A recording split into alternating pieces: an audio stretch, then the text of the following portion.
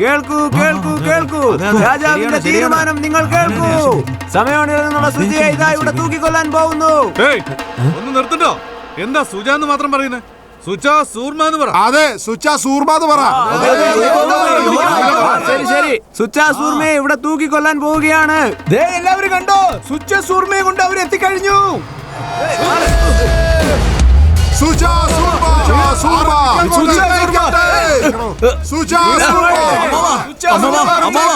മൂച്ചാറിനെ കൊന്നതിനാണോ സുജയെ ഇവര് ശിക്ഷിക്കുന്നേ? അല്ല, അവൻ ഗ്രാമത്തിലെ രണ്ടുപേരെ കൂടെ കൊന്നിട്ടുണ്ട്.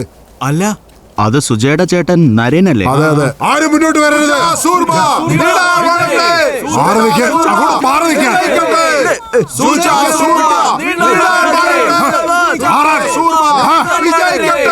സുജ സിംഗ്, വേണ്ട ചേട്ടാ, വേണ്ട. ഇതൊന്നും വേണ്ട. ജാട്ടുകളും സിംഹങ്ങളും ഒരേപോലെ ധൈര്യമുള്ളവരാ. സുർജൻ ധൈര്യമായിരിക്കണം.